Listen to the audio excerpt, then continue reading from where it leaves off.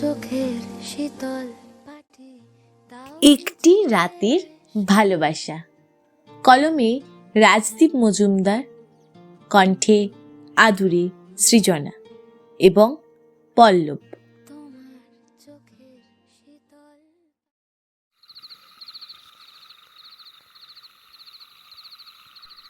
কি জানো, তুমি না এলে আমার রোজ রাত্রিটা কেমন যেন বিস্ময়কর লাগে। জানি না কেন। কেন? আমি তো রোজ আসি। কই আসো?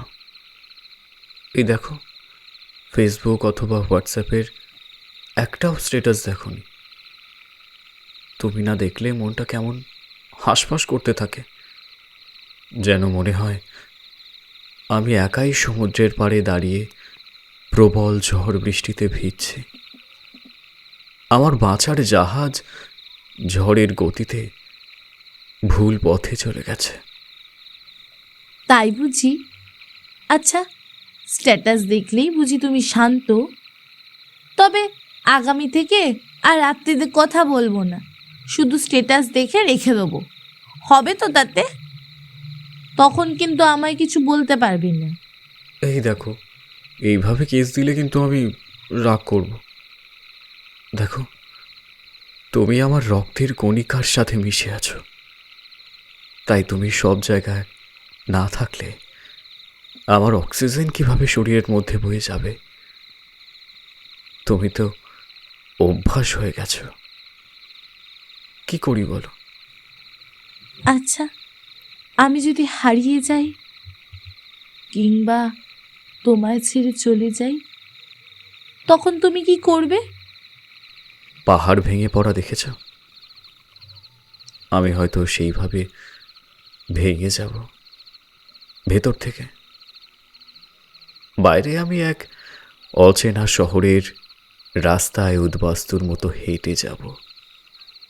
শরীরের কাপড় থাকবে, মনে স্মৃতির স্পর্শে কর্কট রোগ ধীরে ধীরে মৃত্যু নিয়ে আসবে।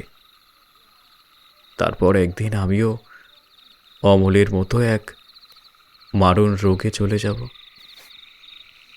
শুধু কষ্ট থাকবে, আমার সুধা আমার খবর নিতে আসেনি।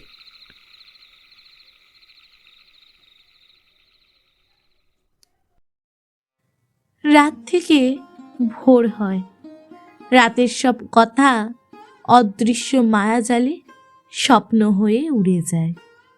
কাজের ব্যস্ততায় হারিয়ে যায় আরও একটা রাতের ভালোবাসার গল্প।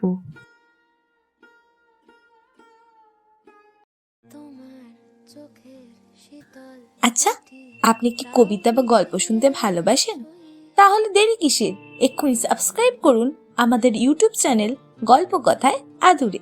আর আপনার গল্প বা কবিতা যদি আমার কণ্ঠে শুনতে চান, তাহলে 10 থেকে 15 লাইনের মধ্যে কবিতা অথবা 150 থেকে 200 শব্দের মধ্যে গল্প লিখে পাঠিয়ে দিন golpokotha@gmail.com এই ইমেল আইডিতে।